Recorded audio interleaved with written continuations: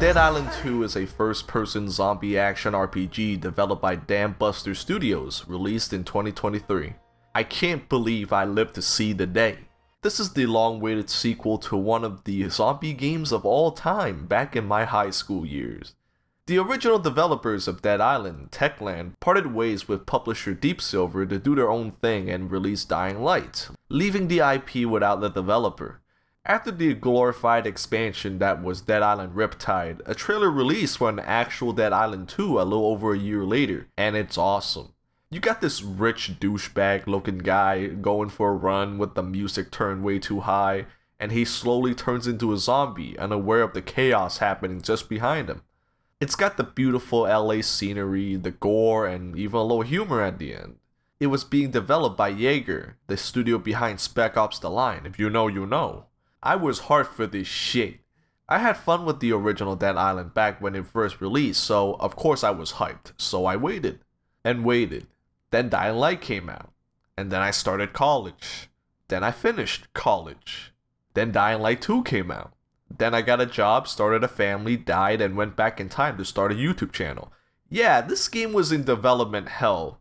For nearly 10 years, this game kept getting dropped by the developers and whatever the fuck else that was going on over there.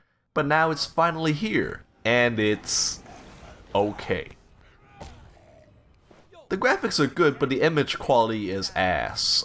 Some scenes have noisy textures and reflections, it's blurry as fuck with TAA on, and there's no sharpness slider. DLSS AI upscaling is not officially supported, so you're stuck with FSR2, which sucks in comparison. I had to use a mod to enable DLSS and sharpen the image, and it looked much better after that. LA or Hell A is richly detailed, and the zombie designs are cool too. And with the game's flesh gore system, fucking up zombies has never looked so bloody gross, and it makes my balls suck back into my body. The game runs alright most of the time, but it does chug when too many zombies are on screen with effects everywhere. The House DLC ate the frames in some sections, like when in the forest, but the Solo DLC especially has terrible performance for some reason, and I was only on high to medium settings and had DLSS on quality. My PC is around the recommended requirements too, so I guess it's the lack of optimization in the DLCs. The game also crashed once after a cutscene. Overall, the game looks good when the image quality is fixed by mods, and the DLCs killed frames. The gameplay's fun, you use whatever you can get your hands on and whack every zombie you see. It's Dead Island. There are a lot of good changes from the first game along with some bad. The character you choose no longer dictate which weapon type you should be using. In the first game, characters have weapon specialties like Shen Mei with sharp weapons and Sam B with heavy blunt weapons, but in 2 they have attributes. You can get an idea of what these attributes mean, but then there are ones like toughness, like in what way are they tough? Like is it tough defense-wise or attack-wise? Resilience? In what way? These could have been better named. The devs took out the skill tree and replaced it with a perk card system that you can customize to fit your playstyle. The further you go, the more cards you get. It's way better than the bland stat increases with the occasional new attack move you get in the old skill tree system, that's for sure. I made a sort of crowd control build because gangbangs are just as prevalent in this game as the original. The game now lets you choose from a block or dodge as a defense mechanic, both of which are better than just using the kick to push back enemies. There are also new abilities like the ground pound for pushing enemies back or the scream to stun enemies and give yourself a buff. Fury mode has its own set of cards to enhance the way you gain fury, and also other combat effects. I mean, I still barely used it, but it's there. I have a card that makes you let out a shockwave that knocks back zombies when you're hit with a full fury bar, so I kept it full most of the time. Your weapons can still break, so you gotta repair them once in a while. Weapon customization has been expanded a bit. You can still find schematics to upgrade your weapons with elemental damage along with other modifiers if you got the parts. You can even make zombie weapons by cutting them up and harvesting their organs. If you have a weapon you really like, you can upgrade it to match your level, though it's pretty expensive so I didn't mess with that too much. The combat is fun, but it's still Dead Island, so it's not the most groundbreaking thing ever. You have a light attack, heavy attack, you can throw your weapon, kick, block or dodge, and a new throwable mechanic, which is just a rechargeable grenade thing that you can unlock different status effects for. Killing zombies is gorier than ever. The game has this flesh skeleton system where every hit has an effect visually on a zombie's body. There's even a special chemical in the game that melts skin. Just don't get that on your dick. I never been to sites like LiveLeak to watch cartel beheadings and all that. The closest thing I saw like that was the one lunatic one ice pick video a friend showed me in high school, but I think this is pretty close to that in video game form. Regular zombies are easy enough to deal with, and naturally they're kinda tricky dicky in groups. We still got the explodey guys, big guys, fat guys, stubby arms, sword guys. The devs really buffed the big and fat guys though. They now have attack patterns that you can learn and dodge. Dark Souls is a very popular game. On one hand, they're more fun to fight. On the other, it takes an eternity to fuck them up. They took so many hits that my dick was actively turning into ash. Swinging your weapons feel a bit inaccurate. At first I wondered why that was, but then I remembered that there's aim assist for melee weapons in the first game. That really helped with locational damage, and I felt its absence here. I felt like I was missing my left nut. I mean, technically you don't need it and you can function just fine without it, but you can feel a void where there was once nut. Also, the telegraphing is not the best. Sometimes when I think it's okay to go in for hits, I get my dick and balls slapped and fondled instead. Gun combat feels a bit off. It's way better than the first game, but it's not very responsive when aiming, and firing certain guns feel delayed if you do it too fast. It's got like a cued firing thing going on, like if you double press the fire button, the second shot fires directly after the first instead of just firing once. Not the most ideal, but it's still better than the first game, so I'll factor that. There are a lot more sunny beaches and luxurious looking locations and less sewers compared to the first game, so that's good. The game still has that open zone structure from the first two games, with multiple maps connected to each other. You would expect the series to go open world by now, but this is still fine. Just not groundbreaking, and that's the main takeaway from all of this. Most of what Dead Island 2 did, Dying Light did just as well, if not better, and it has an open world full of replayable content and parkour which made it more fun to play. Being in development hell for so long made this game feel like it's stuck in the past. While that's not necessarily a bad thing, it failed to get me hard, and at most it only gave me a half chub. It's a miracle that Dead Island 2 is here at all, but it's just a decent one. It's story time. If you don't want spoilers, go to the first timestamp, or go to the second timestamp for the DLCs.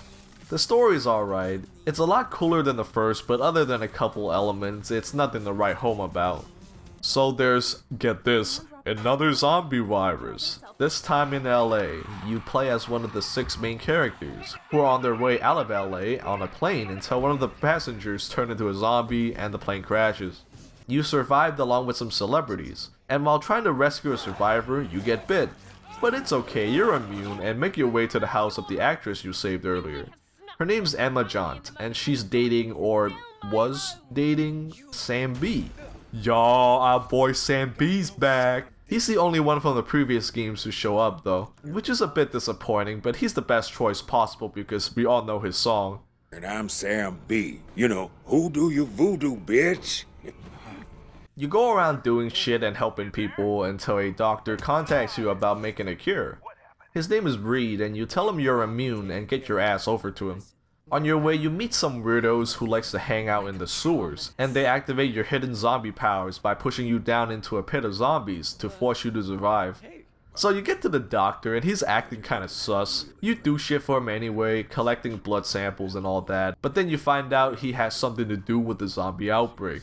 The doctor fucks off for a while with his daughter. She's important, and you try to find him. All the while, these weirdos, who calls himself the Newman, tries to get you to stop looking for a cure and join them. They're led by this lady named Conrad. By getting bit, you became a rare zombie-human hybrid called the Newman, which these people believe to be the next evolution of human beings. You don't believe that shit though, so you go ahead to find a doctor and hopefully make a cure. You're also trying to get out of the city as well with Emma and Sam B, so you convince a guy named Patton, who was a helicopter pilot in the military, to help get the fuck out of LA. A bunch of zombies smashing later, not that kind, our boy Sam B gets bit. The virus in Banoi is different from this one, so yeah, he's infected and not looking too good. You need to find that cure soon. You find yourself in an underground lab in Hollywood where the doctor and his daughter, Tisha, are. At this point, you know that the doctor is the one who started the apocalypse by activating something called the autophage. The autophage is actually inside everyone already, and it's counting down on a timer to its activation. Dr. Reed wants to get rid of the autophage, so he kept doing experiments on Tisha until he came across a roadblock, a tissue or blood sample of a Newman. He could ask Conrad and her crew for some, but their goals are too different. With no other choice, Reed unleashed the virus that turned most people into autophage zombies, hoping someone would become immune after contacting the zombie or after getting bit by an infected. At the end, Reed is able to make a cure for you, but he gets turned into a zombie monster in the process, so he didn't get a chance to mass produce it. You kill Reed, but Tisha ran off somewhere. You get the cure back to Sam B, so he has the antibodies now, I guess, and he, Emma, and Patton flies off, leaving you in LA to find Tisha. And yeah, it's a cliffhanger ending. The story is pretty generic. You got a virus turning people into zombies, there's a doctor coming up with a cure, people who benefited from the virus so they don't want a cure, and there's a little twist at the end. I didn't cover everything, but that's the basic gist of it. The characters are whatever, not even Sam B could save this shit. Emma was alright, but you don't spend much time with her aside from the first couple of hours. The best character is actually the main one. Well, the one I picked anyway. I picked Bruno. He looks like a fuckboy, but he's actually a pretty nice guy with a sense of humor and a positive attitude who respects his elders. He even has his quirk of counting. Yes, like numbers. When in stressful situations to distract him from the stress, and that made him relatable in a way. Unlike the first game, the main characters have way more to say than just one-liners and acting like an asshole in cutscenes. This adds to the replayability too, since the main characters have different reactions to story events. I mean, I don't know if they're all as likable as Bruno, but it's something. The Newmen are kinda cool as well. Conrad and crew aren't exactly morally bad or good characters, which gave them a sense of mystery, but that's all I can say about them since they don't appear that often. The Newmen have telepathy, which is not something you expect a super zombie person to have. Actually, they don't look like what you expect a super zombie person to look either. They're more similar to the vampires from Twilight or Vampire the Masquerade Bloodlines. Okay, look, I'm not a Twilight fan. I had to do an English class assignment in middle school where we had to write a review for Twilight New Moon. I'm not a little girl. Anyway, Dead Island 2, generic as fuck, got some cool shit, but there's not enough of it. For the first DLC, we have House. It's about an AI that predicted the autophage zombie apocalypse, and it somehow started a cult with some rich people to prepare for the end by making themselves immortal. Yeah. House is cool. It's more Dead Island 2, but with a really nice art direction that captures the scary rich people vibe well. The theme of luxury and horror mashed together is quite something. It's like what you expect Epstein Island to look like. Basically, this AI called Constantine can't go through with its plans because there are zombies everywhere. To gain access to Constantine, you have to collect the heads of the lead members of the cult and put them back on their bodies. You go through a fake neighborhood, an underground torture dungeon, and a dark forest to find the heads before going to Constantine. There are these puzzles where you have to shoot brains with a crossbow to unblock doorways. They're whatever, but the crossbow's cool, I guess. After getting domed, we're now close to Constantine, so it explains its plans. So the rich people built something called the Ark, and they put their Newman consciousness inside or something like that.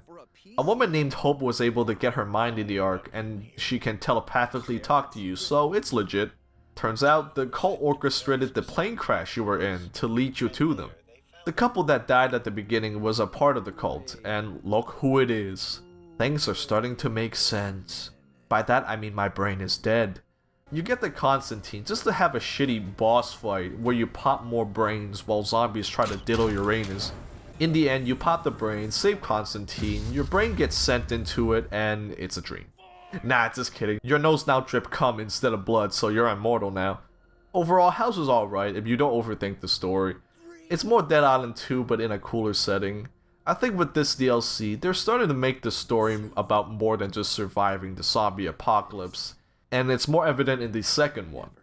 The second and latest DLC as of this video is Sola. Sola is a music festival. There's this lady named Grace who can hear the beat talking to her, so you decide to help her by going around the place smashing these boxes with orange balls in them to silence it. It's boring, but at least you get to throw these balls at zombies and watch them explode. Apparently you can use the beat to talk to humans from other universes, and you talk to this chick who helps you figure shit out. That chick is actually the headphone girl from Conrad's crew, Cadenza. She's here to uncover the secret of the beat, whatever that is. The beat is this Resident Evil 4 regenerator looking thing that can melt and appear anywhere it wants. This fucker's tanky as hell and hits hard. Actually, everything in Sola hits hard. It's like the devs didn't even balance this shit. I think I died more here than in the main game. The performance is also shit with an inconsistent frame rate and stutters. I even dropped my settings to medium and it's still bad. I mean, this area looks great, but I shouldn't have to get a 4090 to enjoy this shit. At some point, Grace goes missing and ends up near a bunch of beatboxes and you save her. It turns out that she has the potential to become a Newman. Alright, so at the end, we find out that Cadenza is trying to amplify the beat for the whole world to hear. But the thing is, the beat actually activates the autophage and wants to turn everybody into zombies. The beat or the dirge or whatever the fuck almost took control of Cadenza until you step in to fight it off. Also, Grace somehow got hold of her Newman powers and breaks Cadenza out of the dirge's mind control. This boss fight is the worst in the entire game. No joke. It took forever to get through. You have to smash the beatboxers and throw the ball at the dirge a bunch of times to hurt it. It has multiple phases and zombies all over the damn place. It's hard to manage and dodge everything. And if you die, you gotta start the whole thing all over again. The entire fucking fight all over again. It took me the better part of 30 minutes to beat. I didn't even get any satisfaction from beating it. It's just a shitty endurance run that went on for way too long.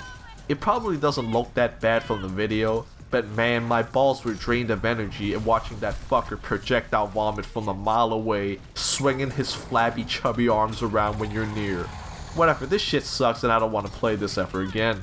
They added the possibility of multiverses into that island universe, which can be cool, but being a fan of Marvel movies, just the idea of multiverses makes me feel tired at this point. We'll see how it goes, but just get me out of here. Dead Island 2 is a decent miracle. For a game that was stuck in development hell for so long, it's not bad. The game looks good with mods, and the combat is fun, though there are some flaws.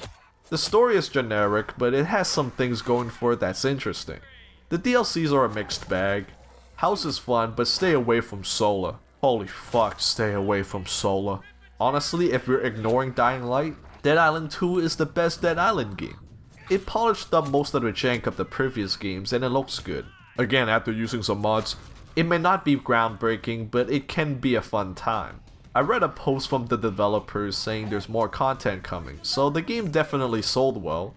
I just hope it's actually a sequel and not just a DLC. I don't want a Sola 2.0, man, just let it go. Start a new game, please. But damn, I can't believe Dead Island's back. Life's full of surprises. Thanks for watching and see you in the next video. It might take a while though. Later.